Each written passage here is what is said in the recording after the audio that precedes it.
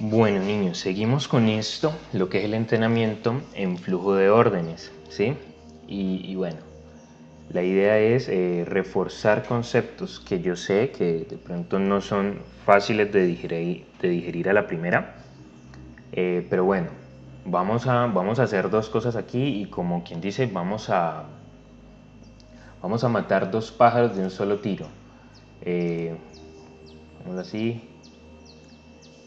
vamos a matar dos pájaros de un solo tiro. ¿Por qué? Porque vamos a entender pues cómo se lee el flujo de órdenes en la herramienta del Order Flow Analytics, el OFA, ¿sí? Y además vamos a ver conceptos que vamos a reforzar y van a ver que no importa la herramienta que yo esté usando, ¿sí? Realmente al final se mantiene la misma esencia y si yo logro ver esa esencia, ese fondo, pues no importa qué software me pongan enfrente, sea Atas, sea Ninja, sea en cualquier estación de trading, bueno, voy a poder leerlo, ¿vale? Entonces, continuamos acá, muchachos. Ahorita yo expando un poquito más esto, pongámoslo así, ¿vale? Bueno, entonces, ¿cómo leer y aplicar el flujo de órdenes? ¿Listo? Bien, entonces, vamos a reforzar acá algunos aspectos aquí. ¿Listo? Fíjense, muchachos, esta gráfica. Es que creo que acá no se va a ver excelente. Creo que ahí se ve bien, ¿cierto? Ahí se vería bien. Vale. Entonces, fíjense la diferencia de este gráfico a este, ¿sí? Realmente acá pues estamos viendo el gráfico normal, las velas y los cierres de las velas, ¿sí? Y básicamente acá tenemos cuatro datos, ¿sí? Apertura, cierre, máximo y mínimo. ¿Listo? Pero acá, fíjense, es donde nosotros tenemos una ventaja un poco más avanzada. ¿Por qué? Porque aparte de tener esos cuatro datos, el cierre, la apertura, que es importante, ¿sí? No voy a decir que no es importante, es importante, si la relaciono con el dato de volumen que me está dando. Hemos visto lo que es el clúster de volumen, ¿cierto? En cada velita, pues vamos a hallar el área específica, esos tres ticks, donde más se ha negociado, donde se ha negociado alrededor del 70% del volumen que se ha transado, se ha negociado en estos cuadritos, ¿sí? En estos cuadritos rojos y verdes, ¿vale? En OFA nos va a pintar esos clústeres, nos los va a pintar de color verdecito si son compradores, rojos si son vendedores y azules si son neutros, ¿sí? Para que visualmente sea mucho más sencillo verlo, ¿listo? Pero entonces, fíjense lo que dice acá. Nuestra ventaja consiste en saber, gracias a una información privilegiada, dónde se encuentra realmente ubicada la concentración más grande de volumen dentro de cada periodo, ¿sí? Brindándonos una ventaja para nuestra participación en el mercado, ¿sí? ¿Por qué? Porque como van a ver y como hemos venido viendo, la idea, pues como les decía, es eso, reforzar esos conceptos. Dependiendo dónde se encuentre esta concentración de volumen, nos dirá una cosa u otra, ¿vale? Entonces veamos acá. Ya hemos visto lo que es el market profile, ¿cierto? Que es el perfil de mercado y es el volumen puesto sobre los niveles de precio en palabras sencillas, ¿sí? Pongámoslo acá un poquito más grande para que veamos un poco mejor acá, ¿listo?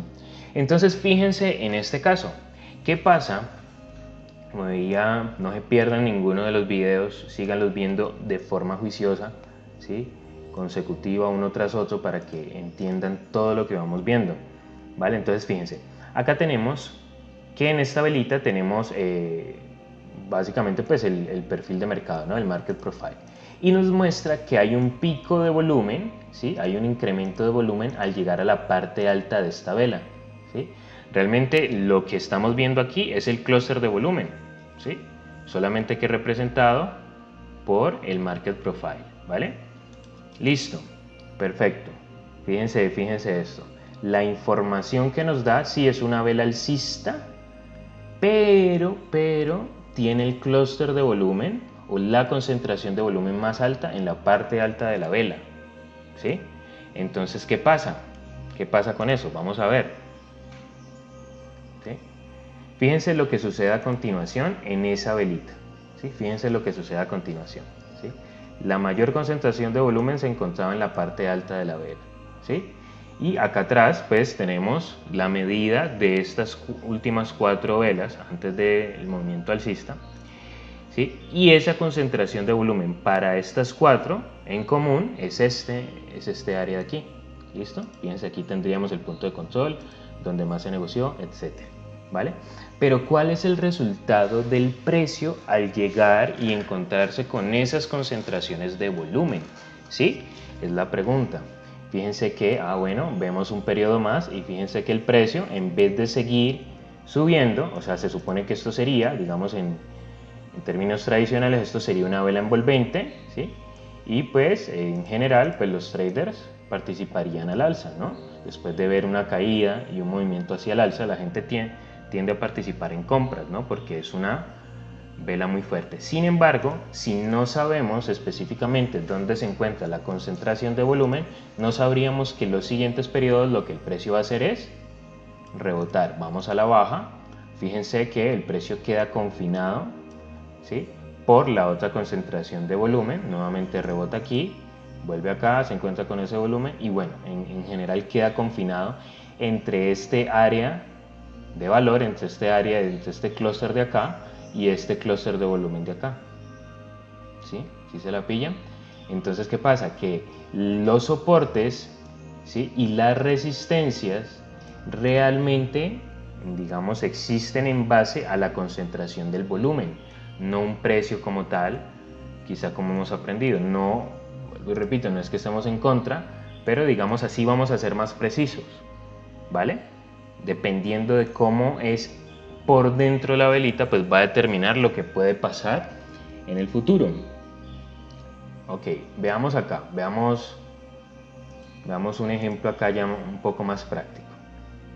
Fíjense, venimos en un movimiento alcista donde el clúster presente está por encima del anterior, por encima del anterior, por encima del anterior, por encima del anterior, pero quiero que noten lo siguiente. Noten que esto es una vela alcista, ¿verdad? Es una vela alcista. Sin embargo, tiene la concentración del volumen en la parte alta de la vela, ¿sí? Si yo extendiese ese volumen, ¿sí?, pues va a generar un efecto, va a generar un efecto en el mercado, ¿sí?, como lo hace aquí posteriormente, ¿sí? El precio llega aquí nuevamente, se encuentra con este muro de volumen y rebota. Pero digamos, en síntesis, para que se nos quede guardadita la información, sería, fíjense, tenemos una vela alcista, pero con la concentración de volumen en el máximo, ¿sí?, hay una probabilidad de giro, una probabilidad de cambio, ¿ya? Esa es la forma. ¿Cuál es el fondo? Que al llegar aquí al alto la gente sí está comprando, pero hay una mano interesada en absorber o intercambiar esos contratos, ¿sí? Es lo que llamamos un cambio de manos. La gente viene comprando, movimiento alcista, no está mal, ¿sí? Pero al llegar a la parte alta de esta vela, pues hay una mano interesada, hay una contraparte que está absorbiendo esos contratos de compra y por esa razón se genera tanto volumen de negociación en este área, ¿sí? Bueno, pues posteriormente, fíjense, el precio comienza a desplazarse a la baja, ¿sí? Y cuando regresa a estas áreas, responde a la baja, ¿sí? Responde con contratos de venta. Y bueno, luego tenemos lo que es un desarrollo de un movimiento bajista, ¿vale? Por eso es tan importante lo que viene siendo los clústeres de volumen, ¿vale? Veamos el ejemplo contrario. ¿Listo? Veamos el ejemplo contrario. Fíjense, el precio viene cayendo, el precio viene a la baja, tenemos un clúster debajo del anterior, debajo del anterior, debajo del anterior, pero ahora tenemos una vela bajista. ¿Y qué pasa con esta vela bajista? Que tiene el clúster de volumen en la parte baja de la vela, ¿sí? Y quiero que noten algo con esto. Fíjense que no necesariamente es que el precio inmediatamente se va a retroceder, ¿sí? Pero sí nos está dando la información de que, pues al ponerse en la parte baja, siendo una vela bajista, recuerden el ejemplo del martillito, ¿sí? El ejemplo del martillo, ¿sí? Si yo pongo ese martillo parado sobre el mango y la cabeza arriba, pues va a ejercer un peso como un efecto, pues por el efecto de la gravedad y tiende a caer, ¿sí? Que es precisamente este ejemplo. tenemos la cabecita del martillo en la parte alta y está parada sobre el mango, fíjate. ¿Vale? Pero acá es lo contrario, tenemos la cabecita del martillo sobre la superficie, ¿sí? En la superficie, y pues eso le da estabilidad al mango. ¿Cuál es el mango? El resto de la vela, ¿vale? Entonces le comienza a dar cierta estabilidad. Fíjate que no se gira inmediatamente, pero ya me está dando información, acerca de lo que está probablemente sucediendo en el mercado. La gente viene vendiendo, ¿sí? Y hay una contraparte que está interesada en negociar en estos mínimos e intercambiar, hacer un cambio de manos. La gente viene vendiendo, yo compro como profesional institucional, o contraparte, yo compro, absorbo esos contratos. Fíjense, siguiente periodo, baja un poco más, unos 3, 4 ticks más, y nuevamente tenemos el clúster en la parte baja y el resultado, esfuerzo resultado. ¿Cuál es el resultado de esta vela? La concentración de volumen estuvo abajo, pero el resultado de la vela es alcista, ¿vale? Entonces, para sintetizar nuevamente, vela bajista más una concentración de volumen en el mínimo, está existiendo una probabilidad de giro, ¿vale? Bien, continuamos. ¿Listo? Entonces todo depende, no se trata del patrón de vela, ¿no? Sino de dónde se encuentra esa concentración de volumen, ¿ya? Porque diremos pues en unas ocasiones, fíjate, aquí lo siguiente, claro, tenemos una vela envolvente en el ejemplo anterior, en este ejemplo, una vela envolvente, ¿sí? Se supone el mercado debería ir a la baja, en este caso no funciona, pero fíjense que en este caso sí funciona, ¿no? Estamos viendo otro ejemplo en el oro y nota lo siguiente. Vela envolvente, tenemos 4 periodos aquí, antecito, ¿sí? Fíjate, muy similar a lo que estamos viendo en SP, y vela envolvente, fuerte. ¿Cuál es la diferencia? ¿Qué notan ustedes allí? ¿Sí? Pues que el volumen, la mayor concentración de volumen no está en la parte alta de la vela, ¿sí?